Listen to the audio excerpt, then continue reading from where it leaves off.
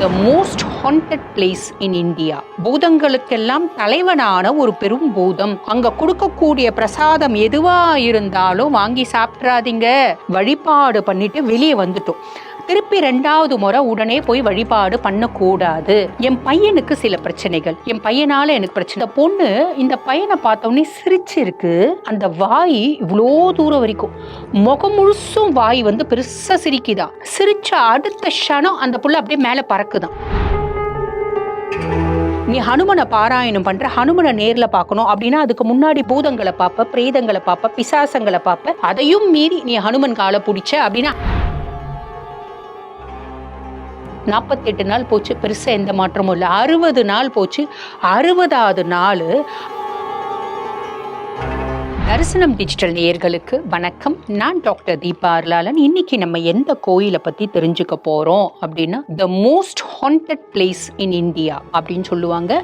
அது எது அப்படின்னா மெஹந்திபூர் பாலாஜி டெம்பிள்.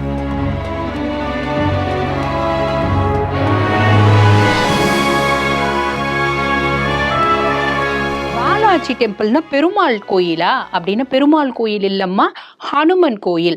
ஹனுமன் வந்து பாத்தீங்கன்னா இங்க குழந்தை ஹனுமனா இருக்கான். இந்த குழந்தை ஹனுமன் இருக்கிறது மட்டும் இல்ல, பைரவ் பாபாவும் இருக்காரு. அதே மாதிரி பிரேத் ராஜ் சர்க்கார் அப்படிம்பாங்க, பூதங்களுக்கெல்லாம் தலைவனான ஒரு பெரும் பூதம், அதாவது ராஜபூதம் அப்படின்னு சொல்றாங்க, அவரும் இங்க இருக்காரு. இந்த கோயில் வழிபாட்டினுடைய ரகசியம் என்ன, இந்த கோயிலினுடைய மர்மங்கள் என்ன அப்படின்னா, விஷயம் 3 விஷயங்கள் முக்கியமான விஷயங்களா சொல்லப்படுது இந்த கோயில்ல.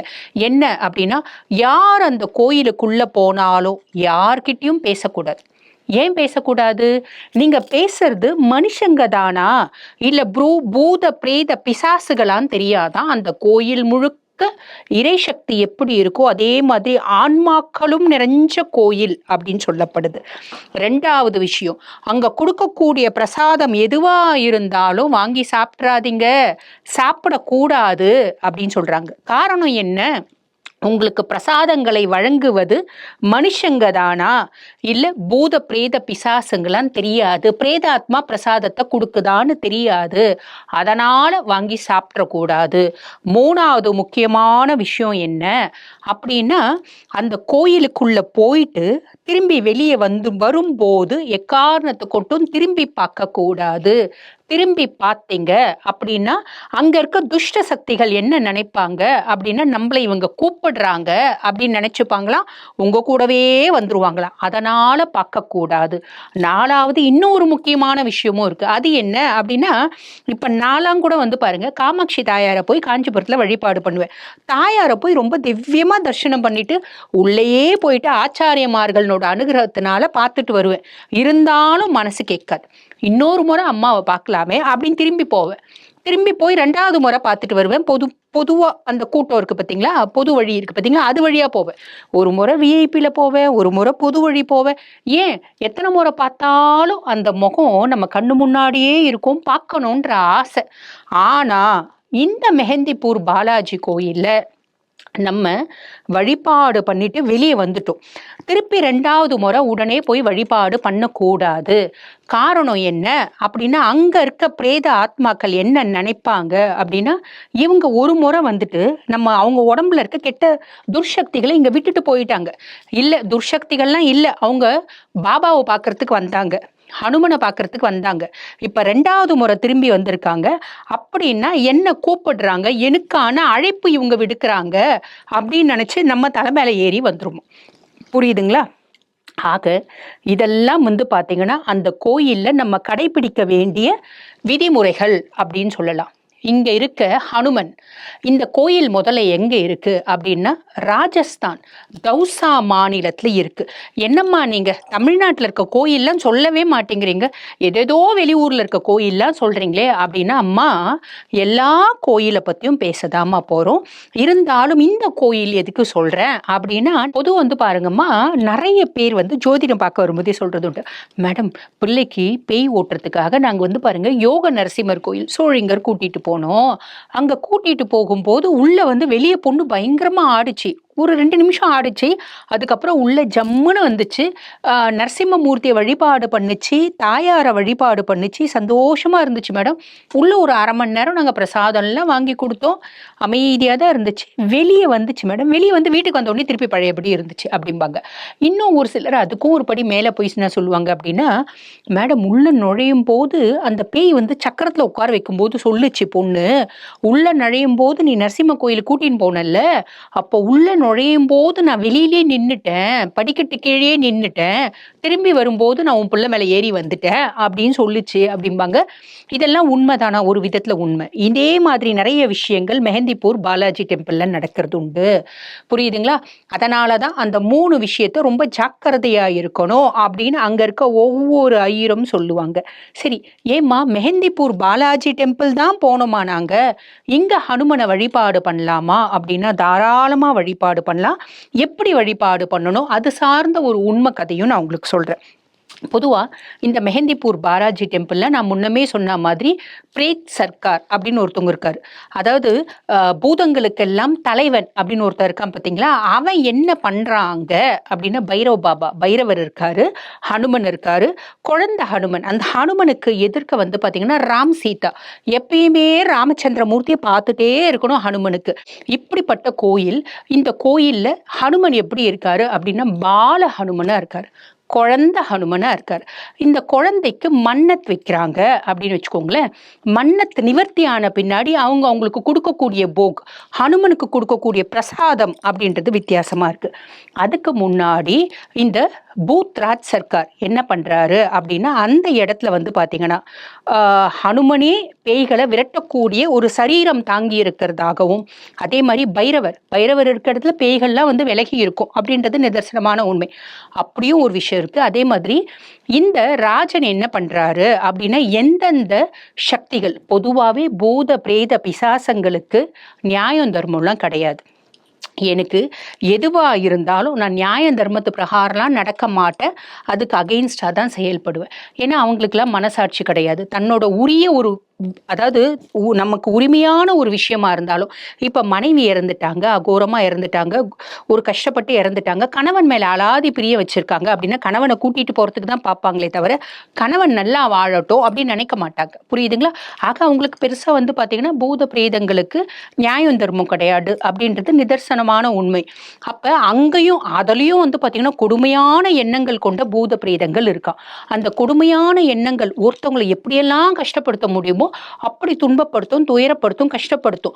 அந்த மாதிரி பூத பிரேத பிசாசங்களும் அங்க சூக்ஷ்ம ரூபத்துல வந்து பாத்தீங்கன்னா ஒரு கோர்ட் அப்படின்றது இருக்கு.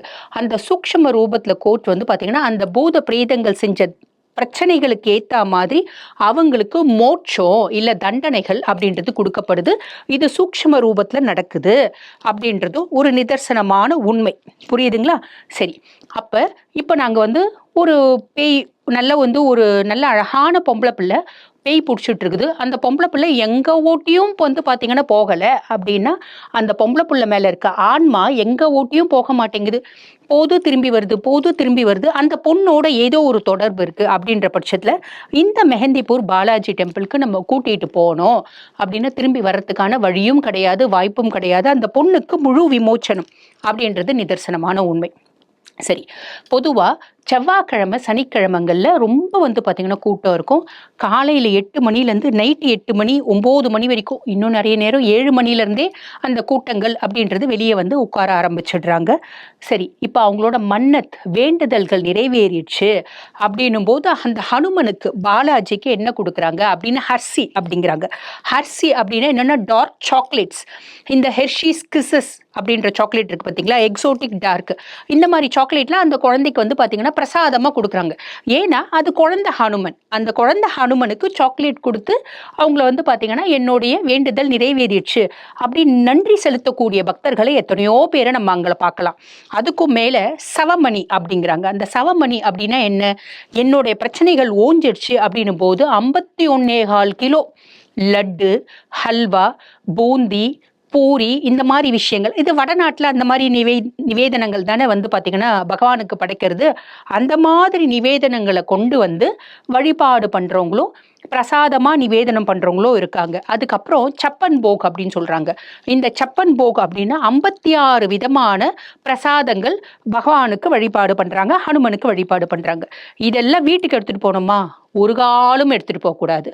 இதெல்லாம் அவங்க கோயில்ல கொடுத்தாங்கன்னா நீங்க வாங்கி சாப்பிடலாமா, ஒரு காலமும் வாங்கி சாப்பிடக்கூடாது. இப்ப நிறைய பேருக்கு தோணும், அம்மா நீங்க மெஹந்திபூர் பாலாஜி டெம்பிள் சொன்னீங்கம்மா, நாங்க போலான்னு முடிவு பண்ணியிருக்கோம், போவோம். அதுக்குள்ள எங்க வீட்டில் இந்த மாதிரி பிரச்சனைகள்லாம் இருக்கு, அதுக்கு நாங்க என்ன பண்ணலாம் அப்படின்னா, இதே ஹனுமனை நீங்க வீட்டில் வழிபாடு பண்ணலாம். வீட்டில் வழிபாடு ஹனுமனை பண்ணா இந்த பூத பிரேத பிசாசங்கள் எங்களை விட்டு போகுமா? தாராளமா போகும். இதுக்கு உங்களுக்கு ஒரு கதை சொல்றேன். இது உண்மை கதை. ஒரு அம்மா, அந்த அம்மா சிங்கிள் மதர். இது சில வருடங்களுக்கு முன்னாடி இந்த அம்மா பாருங்க சிங்கிள் மதர். ஆனா அவங்க பாத்தீங்கன்னா ஒரே பையன். அந்த அம்மா ஒரு ஸ்கூல்ல ஒர்க் பண்றாங்க, நல்லா படிச்சவங்க தான், ஒரு மிடில் கிளாஸ் ஃபேமிலி. அந்த அம்மா என்கிட்ட வராங்க. இது வைத்தியத்துக்காக வராங்க. நான் டாக்டர் அப்படின்றதுனால வைத்தியத்துக்காக வராங்க. வரும்போது அந்த அம்மாவுக்கு கர்ப்பப்பையில பிரச்சனை, அடினோமயோசிஸ் அப்படின்னு சொல்லுவாங்க, கொழுப்பு கட்டி. அந்த அடினோமயோசிஸ் இருக்கு. அவங்களுக்கு ஏஜ் 40+, 45, 46 இயர்ஸ். அப்ப நான் சொல்றேன், அம்மா கவலைப்படாதீங்க, இது ஈஸ்ட்ரஜன் டிபெண்டன்ட் டியூமர். உங்களுக்கு 49 வயசுலேருந்து 51 வயசு இந்தியன் மெனோபாசல், அதாவது Indian standard of menopausal age அப்படிம்பாங்க. தூரம் நிற்கிற வயசு, மாதவிடாய் நிற்கிற வயசு அப்படின்றது 49 வயசுலேருந்து 51 வயசு. அப்போ உங்களுக்கு ஏறக்குறைய 45, 46 ஆகுது. அப்போ கவலைப்படாதீங்க, இன்னும் ஒரு 3 வருஷம் நீங்கள் கொஞ்சம் மெயின்டைன் பண்ணிட்டீங்கன்னா போதும், கர்ப்பப்பையில எடுக்க வேண்டிய அவசியம் இல்லை, கவலைப்படாதீங்க. மன உளைச்சலை கம்மி பண்ணிக்கோங்க, ஸ்ட்ரெஸ் இல்லாமல் பார்த்துக்கோங்க மேடம். என்ன உங்களுக்கு ஸ்ட்ரெஸ்? நீங்கள் பாட்டும் ஸ்கூல் போகிறீங்க, மாட்டை மேய்ச்சமா கோலை போட்டோமா, குழந்தைங்களுக்கு சொல்லி கொடுக்க போகிறீங்க, நீங்கள் வந்துட வேண்டித்தானே, எதுக்கு தேவையில்லாத ஸ்ட்ரெஸ் ஆகுறீங்கன்னு ஒத்த வார்த்தை நான் கேட்குறேன். அதுக்கு அந்த அம்மா சொல்கிறாங்க, மேடம் எனக்கு ஸ்கூல்லலாம் பிரச்சனை இல்லை மேடம், வேலை செய்கிற இடம்லாம் பிரச்சனை இல்லை மேடம், என் பையனுக்கு சில பிரச்சனைகள், என் பையனால் எனக்கு பிரச்சனை. பையன் நல்ல பையன் தான், ஆனா இப்ப கொஞ்ச நாள் அவனோட போக்குலாம் வேற மாதிரி இருக்கு அப்படிங்கிறாங்க. அப்பயும் எனக்கு புரியல. நான் சொல்றேன், என்னம்மா போக்கு, கொஞ்சம் தெளிவா சொல்லுங்க அப்படிங்கிற. அவங்களுக்கு தெரியாது, எனக்கு ஜோதிடமும் தெரியும், ஆன்மீகம் சார்ந்த விஷயமும் தெரியும். ஏன்னா அவங்க வெளியூர்ல இருந்து அந்த ஊருக்கு டிரான்ஸ்ஃபர் ஆகி வந்திருக்காங்க, புரியுதுங்களா? அப்போ அவங்க சொல்கிறாங்க, அம்மா பிள்ளைங்களோட அவன் பார்த்தீங்கன்னா ஃபைனல் இயர் முடிச்சுட்டு எக்ஸாம் எழுதிட்டு பிள்ளைங்களோட கேரளா டூர் போனாம்மா அப்படிங்கிறாங்க. சரிம்மா, கேரளா டூர் போனா அங்கே என்ன ஆச்சுன்னா, ஒரு இடத்துல, அதாவது பிள்ளைங்க என்ன பண்ணியிருக்காங்க, ஒரு இன்டீரியராக போயிருக்காங்க. இந்த பையன் அது கூட கொஞ்சம் ஃப்ரெண்ட்ஸ் போயிருக்காங்க. எப்படியும் ஒரு 4 பசங்க சொல்கிறாங்க, அதாவது 3 ஆம்பளை பசங்க, ஒரு பொண்ணு, மொத்தம் 4 பேர் போயிருக்காங்க. 4 பேர் கேரளாவில் உள்ள இன்டீரியரே ஏதோ ஒரு கிராமம் போயிருக்காங்க. அங்கே இருக்க நேச்சரை அட்மையர் பண்ணணும், ஃபோட்டோகிராஃபி எடுக்கணும் அப்படின்ற விஷயத்தில். இதில் அந்த பசங்களில் ஒரு பிள்ளைக்கு பார்த்தீங்கன்னா அந்த பொண்ணுக்கு பார்த்தீங்கன்னா இந்த ஃபோட்டோகிராஃபி மேலே இன்ட்ரெஸ்டாக, அது ஏதோ அதுக்கு சம்மந்தப்பட்ட மேற்படிப்பு படிக்கணும் அப்படின்றதுனால அந்த பொண்ணு கேட்டிருக்கு. உடனே இந்த 3 பசங்களும் ஃப்ரெண்ட்ஸு போயிருக்காங்க. அங்கே போகும்போது ஹோட்டல்லலாம் சாப்பிட்டா நிறைய காசு ஆகுது அப்படின்னு சொல்லிட்டு அந்த இன்டீரியராக போகும்போது ஒரு குடிசை இருந்திருக்கு. அந்த குடிசையில் ஒரு தாத்தா பாட்டி மட்டும் இருந்திருக்காங்க, வேலை செய்யறதுக்கு யாரும் இல்லை. அங்கே குழந்தைங்க சாப்பிட்ருக்காங்க, பிள்ளைங்க சாப்பிட்ருக்காங்க. அவங்க பழம் அப்போ ஏதோ கொடுத்துருக்காங்க. அதே மாதிரி பார்த்தீங்கன்னா அங்கத்திய ஃபுட்டு, இந்த புட்டு, பழப்போ ஏதோ கொடுத்துருக்காங்க, வாழைப்பழம், தண்ணி, இதுதான் அங்கே கிடச்சிருக்கு. பிள்ளைங்க என்ன பண்ணியிருக்காங்க, மதியானம் போயிருக்காங்க. மதியானம் போயிட்டு அந்த பாட்டிக்கிட்ட கேட்கும்போது அந்த பாட்டி என்ன சொல்லியிருக்கு, கொஞ்சம் வெயிட் பண்ணுங்க, நான் டிஃபன் செஞ்சு தரேன்னு ஒரு கம்மி அமௌண்ட், ஒரு சின்ன சின்ன ஹோட்டலில் எவ்வளோ வாங்குவாங்க மெஸ்ஸில், அந்த மாதிரி வாங்கிட்டு இந்த குழந்தைங்களுக்கு பார்த்தீங்கன்னா அதை செஞ்சு கொடுத்துருக்காங்க. இந்த பிள்ளைங்களும் சாப்பிட்டுட்டு, நாங்கள் சுற்றிட்டு வரோம் பாட்டி, நைட் ஏதாவது இருந்தால் செஞ்சு கொடுங்க, நாங்கள் இங்கேயே தங்கிக்கிறோம் அப்படின்னு சொல்லியிருக்காங்க. அந்த பாட்டி தாத்தா தான் என்ன சொல்லியிருக்காங்க, அவர் ஒன்றும் பிரச்சனை இல்லை, இங்கேயே தங்கிக்கோங்க, வெளியெல்லாம் போனால் ரொம்ப காசாகும், இல்லைன்னா ஊருக்குள்ளே நீங்கள் வெளியே போகணும், அங்கே போய் தங்கணும் அப்படின்னு சொல்லியிருக்காங்க. இல்லை நாங்கள் இங்கேயே தங்கிக்கிறோம், நாங்கள் 4 பேரும் இதே இடத்துல தங்கிக்கிறோம், தங்கறதுக்கு நாங்கள் ஏதோ ஒரு கொஞ்சம் அமௌண்ட் கொடுக்குறேன்ற மாதிரி குழந்தைங்க பேசியிருக்காங்க. சரி, ஓகே. இவங்க என்ன பண்ணியிருக்காங்க, போயிருக்காங்க. அப்போ அந்த பாட்டி சொல்லியிருக்காங்க, ரொம்ப உள்ள, அங்கே வடக்காப்புல சொல்லியிருக்காங்க, அந்த வடக்க போவாதீங்க, கை காமிச்சு சொல்லியிருக்காங்க, அந்த சைடு ரொம்ப உள்ள போகக்கூடாது, வேணாம், இங்கத்தியோட பார்த்தீங்கன்னா ஃபோட்டோ எடுத்துகிட்டு வந்துடுங்க. அந்த பாட்டி மலையாளத்தில் சொல்கிறது இந்த பிள்ளைங்களுக்கு புரியல. அங்கே உள்ளே போகக்கூடாது அப்படின்றது ஏதோ வேணான்னு சொல்கிறாங்கன்னு தெரியுது, ஏன் சொல்கிறாங்கன்னு இவங்களுக்கு புரியல. இவங்க என்ன நினச்சாங்க, அங்கே இருட்டு இருக்கோ அதனால் பாட்டி வேணான்னு சொல்கிறாங்க அப்படின்னு சொல்லிட்டு இந்த பிள்ளைங்க அதை பெருசாக கவனிக்கல. எப்பயுமே பார்த்தீங்கன்னா அனுபவப்பட்ட வயசு, பக்குவப்பட்ட வயசுன்னு ஒன்று இருக்குது. காலேஜ் படிக்கிற பிள்ளைங்களுக்கு என்ன பக்குவப்பட்ட வயசு கிடையாது இல்லைங்களா? நல்ல பிள்ளைங்க தான், பட் இருந்தாலும் அதை பெருசா அவங்க கவனிக்கல. அப்ப இதுங்க என்ன பண்ணிருக்காங்க, விளையாடிக்கினே பேசிக்கினே சிரிச்சுக்கினே ரொம்ப தூரம் உள்ள போயிட்டு இருக்குங்க. உள்ள போனதுங்களுக்கு வர வழி தெரியல. ஃபர்ஸ்ட் விஷயம். அதாவது நேரம் வந்து கடந்துட்டே இருக்கு, இருட்டு வருது. இருட்டு வரும்போது எங்கேயோ தூரத்துல ஒரு மரம் தெரியுது. அந்த மரத்தாண்ட ஒரு பொண்ணு அழகா உட்கார்ந்துட்டு இருக்கு. அந்த பொண்ணு வந்து பாத்தீங்கன்னா ரொம்ப அழகா, ரொம்ப தூரத்துல இருந்தாலும் அந்த பொண்ணு பளிச்சுன்னு தெரியுதாம். பொண்ணு பளிச்சுன்னு தெரிஞ்ச உடனே இந்த பொண்ணு தான் முதல்ல பார்த்துருக்கு. அங்க பாரு, இவ்ளோ இருட்டுல அந்த பொண்ணு உட்கார்ந்துட்டு இருக்கு பாரு. அங்க பாரு ஒரு பொண்ணு உட்கார்ந்துட்டு இருக்கு. அது ரொம்ப தூரத்துல இருக்கா. ஆனா இவங்களுக்கு ரொம்ப நெருக்கத்துல தெரியுதாம். புரியுதுங்களா? இது அத்தனையும் வந்து பாத்தீங்கன்னா அந்த பையன் பின்னாடி சொல்றான். ரொம்ப நெருக்கத்துல தெரியுது அப்படின்னு. அப்ப என்ன பண்ணிருக்காங்க, உடனே அந்த பொண்ணு இருக்கே, அந்த பொண்ணுகிட்ட பேசலாம். இதுங்க என்ன நினைச்சிருக்குங்கன்னா, அது ஊர் இருக்கு. அந்த ஊர்ல அங்க ஒரு புள்ள உட்கார்ந்துட்டு இருக்கு அப்படின்ற மாதிரி இதுங்க நினைச்சிட்டு இருக்குதுங்க. இந்த குழந்தைங்க என்ன பண்ணிருக்காங்க, அந்த பொண்ணு கிட்ட இவங்க போறாங்க. இவங்க ஒரு அடி தள்ளி போனா அந்த பொண்ணு கொஞ்சம் கிட்ட வரா மாதிரி, இவங்க கிட்ட போனா அந்த பொண்ணு கொஞ்சம் கிட்ட வரா மாதிரி, இப்படியே ஒரு ஒரு மாயை, ஒரு விஷயம் நடக்குதுங்க. அப்ப இவங்க என்ன பண்றாங்க, கிட்ட போகும்போது அந்த பொண்ணு கால் தடிக்கி கீழே விழுந்துட்டு இருக்கு. பொண்ணு கால் தடிக்கி கீழே விழுந்தவொடனே பாக்கி இருந்த 2 பசங்க அந்த பொண்ணை பிடிக்கிறதுக்கு கையை தூக்கி இருக்கானுங்க. அதுக்கப்புறம் ஒன்னும் ஆவலையா அப்படி இப்படின்னு சொல்லிட்டு அந்த பொண்ணை உட்கார வச்சு ஏதோ பண்ணிட்டு இருக்கும்போது, தண்ணி கிண்ணி ஏதோ பேக்ல வச்சிருப்பாங்களாம், கொடுத்துட்டு இருக்கும்போது இந்த பையன் மட்டும் கிட்ட போயிட்டான். இந்த பையன் மட்டும் கொஞ்சம் தான் போயிருக்கான். பார்த்தா அந்த பொண்ணு கிட்ட நிக்கிறான் அந்த பையன். ஏன்னா அது ஒரு மாயை மாதிரி. எப்பயுமே இந்த மாதிரி ஒரு இல்யூஷனரி எஃபெக்ட்லாம் இருக்கும். மோகினி பிசாசு அது. அது மோகினிக்கு எப்பயுமே ஒரு விஷயம் உண்டு. என்ன அப்படின்னா, யார் மோகினி ஆவாங்க அப்படின்னா, நிறைவேறாத ஆசைகளோட செத்த இளம் பொண்ணுங்க வந்து பாத்தீங்கன்னா மோகினி ஆவாங்க.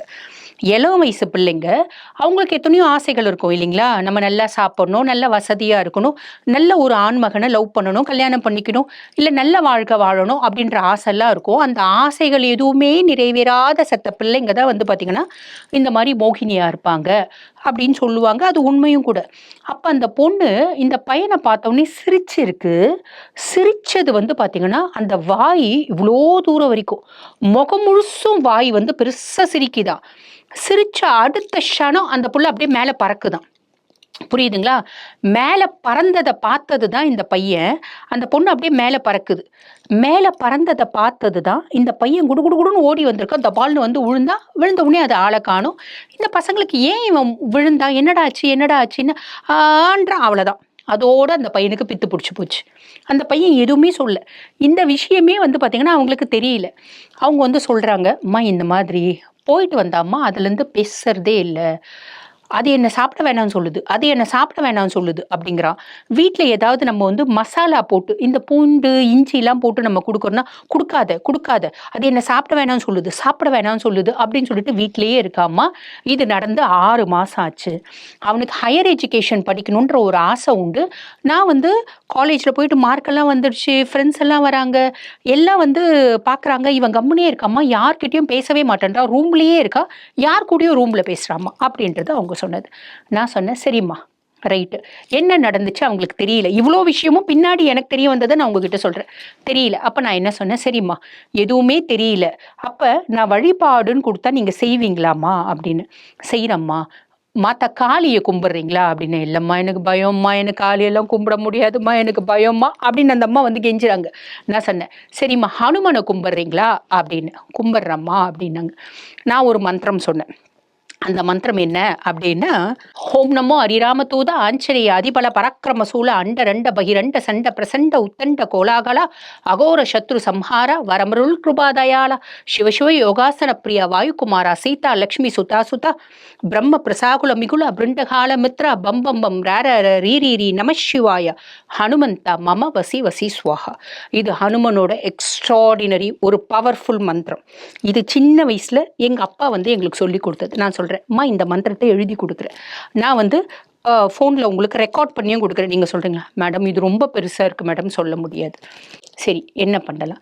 ஆஞ்சநேய மதிபாடலாலம் காஞ்சநேத்ரி கமலிக விக்கிரகம் பாரிச்சாத தரிமூல வாசிதம் பாவயாமி பவமான நந்தனம். ஓம் ஸ்ரீராம் ஜெயராம் ஜெய் ஜெயராம். ஆரம்பிக்கும் போது ஓம் ஸ்ரீராம் ஜெயராம் ஜெய் ஜெயராம் சொல்லி ஆரம்பித்து இந்த மந்திரத்தை சொல்லணும். இது சொல்கிறீங்களா? சொல்கிறேம்மா. ரைட். எழுதி கொடுக்குறேன். எழுதி கொடுத்து நீங்கள் ஒன்றும் பண்ணாதீங்க, வீட்டில் போங்க, ஹனுமனோட ஃபோட்டோ ஒன்று வாங்கி வச்சுக்கோங்க, ஹனுமனுக்கு ஒரு விளக்கு ஏற்றுங்க. நெய் தீபம் தான் ஏற்றணுன்றது இல்லை, அவன் எளியவனுக்கு எளியவன். அப்போ நீங்கள் ஒரு தீபம் ஏற்றி ஒரு தூபம் ஏற்றி ஹனுமனுக்கு ஒரு பூ போட்டு, முடியும்னா துளசி போடுங்க, போட்டு இந்த மந்திரத்தை சொல்லுங்க, காரணம் உங்களுக்கு தெரிய வரும். அப்படின்னு எப்படிம்மா தெரிய வரும் அப்படின்னாங்க. நீங்கள் சொல்லுங்கம்மா, காரணம் தெரியும், ஹனுமன் உங்களுக்கு காமிச்சு கொடுப்பான்னு நான் சொல்லி அனுப்புகிறேன். எத்தனை நாள் சொன்னாமா தெரியும்? 11 நாள் சொல்லுங்கம்மா. 11 நாள் அவங்க சொல்கிறாங்க. அந்த பொண்ணு பசங்க போனாங்க பார்த்தீங்களா, அந்த பசங்க இந்த பையனை பார்க்க வராங்க. முக்கியமாக அந்த பொண்ணு வருது கூட. அந்த பொண்ணு வந்து அந்த பொண்ணுக்கு திருமணம் நிச்சயமாகி இருக்கு. அந்த பொண்ணு வந்து ஆன்ட்டி எனக்கு திருமணம் நிச்சயமாயிடுச்சு ஆன்ட்டி, இந்த மாதிரி வீட்டில் அப்படி இப்படின்னு பேசிட்டு, அவனுக்கு என்ன ஆன்ட்டி ஆச்சு, பையன் பேர் வேண்டாம், அவனுக்கு என்ன ஆன்ட்டி ஆச்சு அப்படின்னு கேட்கும்போது, ஏன் ஆன்ட்டி அவன் எங்ககிட்ட பேச மாட்டேன்றா அப்படின் போது இவங்க சொல்கிறாங்க, அம்மா நீங்கள் அந்த டூர் போயிட்டு வந்தீங்கல்ல, இந்த அப்பத்துலேருந்தே இப்படிதாம்மா இருக்கு. அப்போ அந்த பொண்ணு இவ்வளோ கதையும் சொல்லுது. அவன் அப்போ சொன்னான் ஆன்ட்டி, ஏதோ ஒரு பொண்ணு மேலே பறந்துச்சின்னு சொன்னான் ஆன்ட்டி, ஆனால் நாங்களும் பார்த்தோம் ஆன்ட்டி, ஒரு பொண்ணு உட்காந்துச்சு, திடீர்னு அந்த பொண்ணு காணோம் ஆன்ட்டி, நாங்கள் பயந்து வந்துட்டோம் ஆன்ட்டி. அப்புறம் வந்து அந்த பாட்டி கிட்ட சொன்னோம், அந்த பாட்டி சொன்னாங்க அங்கெல்லாம் போகக்கூடாதுன்னு நான் சொன்னேன் இல்லை அப்படின்னு அவங்க மலையாளத்தில் சொன்னாங்க ஆன்ட்டி, எங்களுக்கு புரியல ஆன்ட்டி. இவ்வளோ விஷயமும் அந்த பொண்ணு சொல்லுது. ஆக ஹனுமன் காமிச்சு கொடுத்துட்டானா என்ன நடந்துச்சு? அப்புறம் அந்த அம்மா வந்தாங்க, அம்மா இந்த மாதிரி அம்மா விஷயம், பாப்பா வந்துச்சு, பாப்பா பேர் சொல்கிறாங்க, அந்த பாப்பா இப்படி சொல்லிச்சுமா. நான் சொன்னேன், இப்போ என்னம்மா பண்ணுறது? நான் சொன்னேன், ஹனுமன் காலை நீங்கள் பிடிச்சிட்டீங்க, பூத பிரேத பிசாசங்கள் அத்தனையும் ஹனுமனோட காலடியில். உண்மையாகவே வந்து பார்த்தீங்கன்னா ஹனுமனை நேரடியாக பார்க்கறதுக்கு எத்தனையோ மந்திரங்கள் இருக்கு. ஆனால் அந்த மந்திரங்களை நம்ம பாராயணம் பண்ணும்போது ஒரு பெரிய இன்ஸ்ட்ரக்ஷன் நம்ம குருமார்கள் சொல்லுவாங்க. என்ன சொல்லுவாங்க அப்படின்னா, நீ ஹனுமனை பாராயணம் பண்ணுற, ஹனுமனை நேரில் பார்க்கணும் அப்படின்னா அதுக்கு முன்னாடி பூதங்களை பார்ப்ப, பிரேதங்களை பார்ப்ப, பிசாசங்களை பார்ப்ப, அதையும் மீறி நீ ஹனுமன் காலை பிடிச்ச அப்படின்னா ஹனுமனே உன் முன்னாடி வந்து நிற்பான் அப்படின்றது நிதர்சனமாக சொல்லுவாங்க. அது ஹனுமன் மந்திரத்தை பாராயணம் பண்ணாதா. ஆனால் ராம நாமத்தை சொன்னால் பூத பிரேத பிசாசங்கள் எதுவுமே இருக்காது, ஹனுமன் கூட வந்து உட்காருவான்.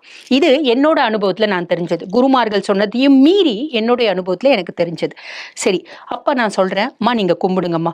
அந்த அம்மா எனக்கு பயமாக இருக்குமா. அப்போனா வந்து அவன் பேசுகிறா, அவன் கூட பேசுகிறா, என்னை சாப்பிட வேணான்னு சொல்கிறா, பிரியாணிலாம் அவனுக்கு ரொம்ப பிடிக்கும்மா. இப்போ நான் வெஜிடபிள் பிரியாணி, நான்வெஜ் இல்லை வெஜ்ஜு, அவங்க வெஜ் ஃபேமிலி. அப்போ அவங்க சொல்கிறாங்க வெஜிடபிள் பிரியாணியில் ரொம்ப பிடிக்குமா, இப்போ வெஜிடபிள்னா சாப்பிட வேணான்னு அவள் சொல்கிறாங்க. காரணம் என்னென்னா அதில் பூண்டு நிறைய போடுவாங்க, அதெல்லாம் அவள் வேண்டாம் அப்படின்னு சொல்கிறா அப்படின்னு நான் சொல்கிறேன்னா, அந்த பொண்ணு அந்த மோகினி இந்த பையனோட ட்ராவல் பண்ண ஆரம்பிச்சிருச்சு, இந்த பையனோட கூடி கொலாவ ஆரம்பிச்சிருச்சு. இந்த பையன் இருக்க எலும்பும் தோலுமா போகிறான், நெத்தி முடி மொத்தம் கொட்டி போகுது, நோய்வாய்ப்பட்டிருக்கான், உடம்பு முடியாமல் படுத்துட்டு இருக்கான் பிள்ளை. இந்த மாதிரி விஷயங்கள் நடந்து இருக்குன்னு நானே பார்த்துருக்கேன். எப்பயுமேம்மா ரொம்ப படித்தவங்க இந்த மாதிரி விஷயத்தெலாம் நம்ப மாட்டாங்க. நானும் ஹைலி குவாலிஃபைட், முன்னாடி நான் அதெல்லாம் நம்பந்தில்லை. அதுக்கப்புறம் பார்க்க அடடா, விஞ்ஞானத்துக்கும் அப்பாற்பட்ட ஒரு விஷயங்கள் இருக்கதான் செய்யுது அப்படின்றது அனுபவபூர்வமாக உணர்ந்திருக்கேன். சரி, அந்த மாதிரி அதுக்கும் மேலே நிறைய விஷயங்கள் நான் என்னோட அனுபவத்தில் பார்த்துருக்கேன். அப்போ அதுக்கும் மேலே நான் சொல்கிறேன், அம்மா நீங்கள் கவலைப்படாதீங்க அம்மா, எனக்கு பயமாக இருக்குமா, எனக்கு ஹனுமனை கும்புறதுக்கே பயமாக இருக்குமா, வீட்டில் இந்த மாதிரி விஷயம்னும் போது நான் சொல்கிறேன், அம்மா அது மோகினி பிசாசம்மா, அம்மா எனக்கு பயமாக இருக்குமா. நான் சொல்கிறேன், பயப்படாதீங்கம்மா, ஹனுமனே நீங்கள் கும்புறீங்க அப்படின்னா ஹனுமன் கூட இருப்பான். அதுக்கும் மேலே ஹனுமன் வழிபாட்டை எளிமையாக்கணும் அப்படின்னா ராம நாமத்தை சொல்லுங்கம்மா. ராம ஜெயம் ஸ்ரீராம ஜெயம், ராம ஜெயம் ஸ்ரீராம ஜெயம் கத்தி பாராயணம் பண்ணுங்க. எவ்வளோ நேரமாக பாராயணம் பண்ணணும், உங்கள் மனசில் தெம்பும் தைரியமும் வர வரைக்கும் நீங்கள் ராம நாமத்தை சொல்லிட்டு அப்புறம் ஹனுமனை வழிபாடு பண்ணுங்கம்மா, நல்லது நடக்கும்னு. அந்த அம்மா வழிபாடு பண்ணாங்க.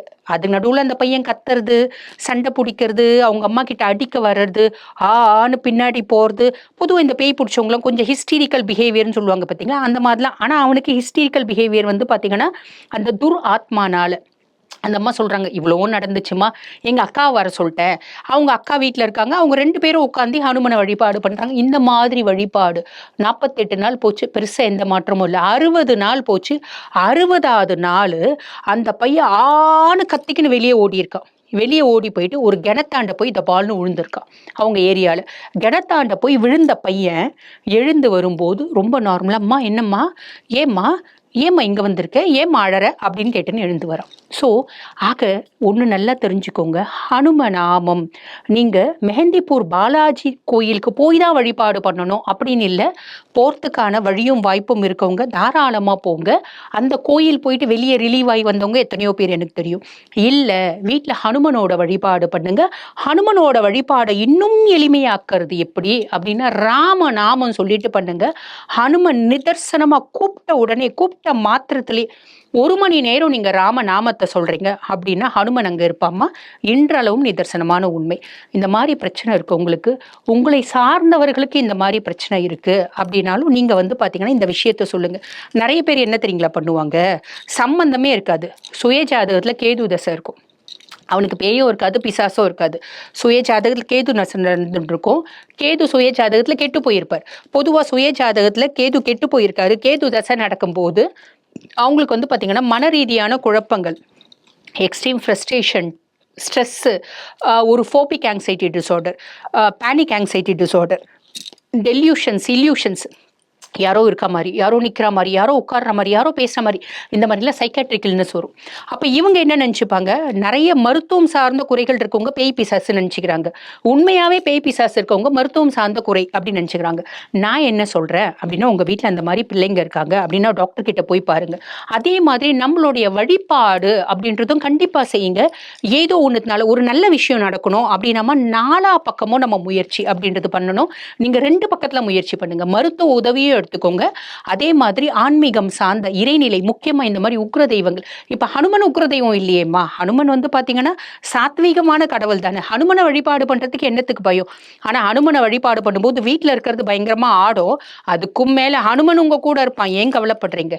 தைரியமா செய்யுங்க. இந்த மாதிரி பிரச்சனை இருக்கவங்க கண்டிப்பா அந்த மாதிரி இருக்கவங்களுக்கு இந்த வழிபாடை சொல்லி கொடுங்க. ஹனுமனை கும்பிடணும் அப்படின்றது சொல்லி கொடுங்க. புரியுதுங்களா? இந்த மாதிரி நீங்க மற்றவங்களுக்கு ஹெல்ப் பண்றீங்க அப்படின்னாலும் உங்களுடைய குடும்பம் சௌக்கியமா வாழும். வாழ்த்துக்கள்.